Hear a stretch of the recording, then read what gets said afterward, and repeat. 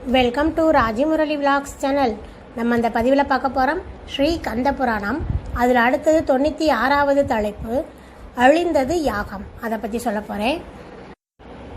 இதுக்கு முன்னாடி 95 பதிவுகள் போட்டிருக்கேன். பார்க்காதவங்க நம்ம பிளேலிஸ்ட்டில் பாருங்கள். அழிந்தது யாகம். ததீசி முனிவர் கோபத்தோடு யாகசாலையை விட்டு வெளியேறியதும் யாகசாலையில் கட்டியிருந்த தக்ஷனுடைய கொடி அருந்து விழுந்தது.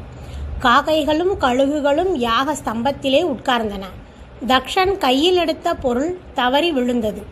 அவன் எழுந்திருக்க முயன்ற போது தடுமாறி அருகில் இருந்த கம்பத்திலே மோதிக்கொண்டான். இவ்வாறு பல தீய சகுனங்கள் ஏற்பட்டன. அவற்றை கண்டு தக்ஷன் சிறிதும் மனம் கலங்கவில்லை. அவன் உறுதி கொஞ்சமும் மாறாதிருந்தது. நான்முகனையும் விஷ்ணுவையும் வணங்கி அவர்களுடைய திருவடிகளை பூஜித்து யாகத்தை தொடங்கினான். தேவர்களுக்கும் முனிவர்களுக்கும் பொருட்களை அளித்து கௌரவித்தான். பெண்களை அழைத்து அவர்களுக்கு பட்டாடைகளும் ஆபரணங்களும் தந்தான்.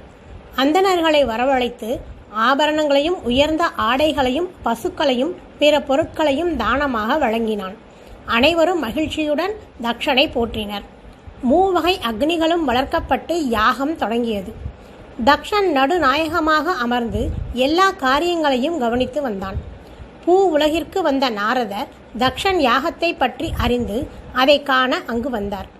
ஈசனை தவிர பிற தேவர்கள் யாகசாலையில் அமர்ந்திருப்பதையும் சிவனுக்கு அவிர்வாகம் தராதிருக்க வேண்டுமென்றே ஈசனை அவன் அழைக்கவில்லை என்று அவர்கள் பேசிக்கொண்டதையும் கண்டு வேதனைப்பட்டார்.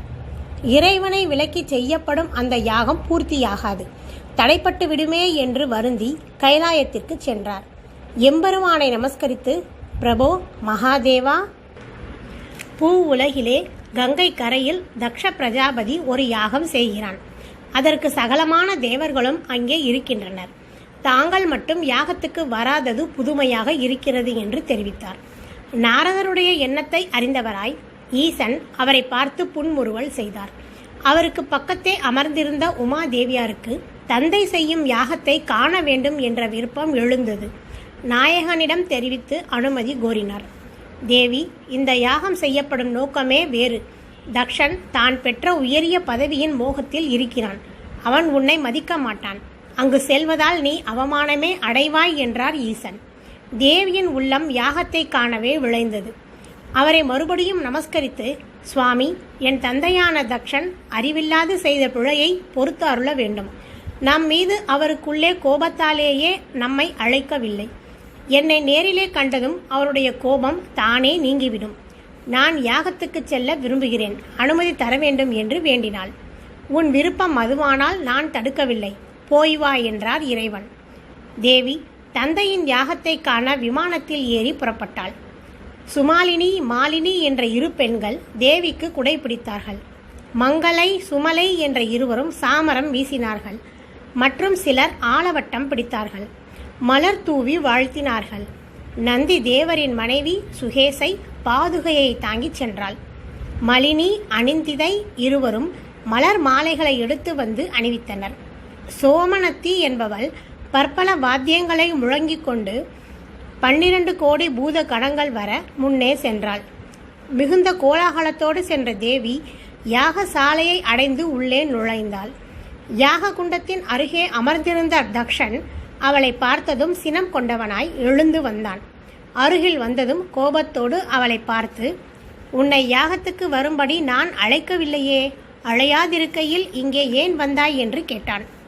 அப்பா, என் சகோதரிகளும் அவர்களுடைய கணவர்களும் உனக்கு வேண்டியவர்களாகிவிட நானும் என் கணவரும் மட்டுமே உன் வெறுப்புக்கு ஆளாக காரணம் என்ன?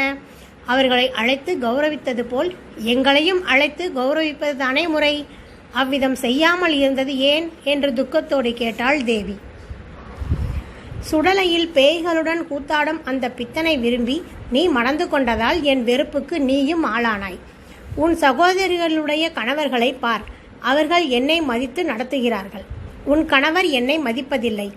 எனக்கு அவமானத்தை உண்டாக்கும் செயல்களை புரிந்தான்.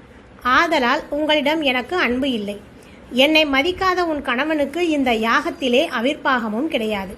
நீ இங்கு வருவதையும் நான் விரும்பவில்லை. திரும்பி போய்விடு என்றான் தக்ஷன். அந்த வார்த்தைகளை கேட்டதும் தேவியின் உள்ளம் கோபத்தால் குமுறியது. கண்கள் சிவந்தன. எரித்து விடுபவள் போல் தந்தையை பார்த்தாள். அருகிலிருந்த விமலை என்ற தோழி சினத்தால் நடுங்கும் தேவியின் திருமேனியை மெல்ல தாங்கியபடி, அம்மா சாந்தம் கொள்ளுங்கள், நீங்கள் கோபம் கொண்டால் இந்த உலகம் தாங்காது என்றாள். தேவி தந்தையை பார்த்து, அப்பா, இந்த சபையிலே நீங்கள் என்னை அவமதித்ததை நான் பொருட்படுத்தவில்லை. ஆனால் என் கணவரை இகழ்ந்து பேசுவதை நான் பொறுக்க மாட்டேன். சுடலையிலே ஆடும் பித்தன் என அவரை இகழ்ந்தீர்கள். அவர் செய்யும் காரியம் ஆணவத்தால் அறிவு மயங்கி இருக்கும் உங்களுக்கு விளங்கவில்லை. உயிர்கள் பிறந்து துன்புறாத வண்ணம் அவற்றை அழித்து வருத்தத்தை மாற்றுகின்ற அழித்தல் செயலானது அருட்செயலே ஆகும். அவரிடமிருந்தே எல்லாம் தோன்றுகின்றன. வேத ஆகமங்கள் அவரை துதிக்கின்றன. அவரை தவிர வேறு தலைவர் இல்லை. சிவ என்ற 2 எழுத்துக்களையும் உச்சரிப்பவர்கள் பிறவா பேரின்பத்தை அடைகிறார்கள். அத்தகைய ஈசனுக்கு நீங்கள் அவிர்ப்பாகம் தர மறுக்கிறீர்கள். அவரை பகைத்து கொண்டு நீங்கள் வாழ முடியுமா? ஈசனை இகழ்ந்தவர்கள் தண்டனையிலிருந்து தப்ப முடியாது என வேதங்கள் கூறுகின்றன. திரும்பி போய் என்று சொல்லிவிட்ட பிறகு நான் இங்கே இருக்க மாட்டேன், திரும்பிச் செல்கிறேன். நீங்கள் செய்த வினையே உங்களை அழிக்கட்டும் என்று சொல்லிவிட்டு வேகமாக அங்கிருந்து வெளியேறினாள். அவளுடன் வந்திருந்த பூதகணங்களும் கைலாயத்துக்கு திரும்பின. ஓகே ஃப்ரெண்ட்ஸ், இந்த பதிவு பிடிச்சிருந்தா லைக் பண்ணுங்கள், கமெண்ட் பண்ணுங்கள். அடுத்து 97வது தலைப்பு, அடிமுடி காணா இறைவன். அடுத்த பதிவில் பார்ப்போம். Thank you friends.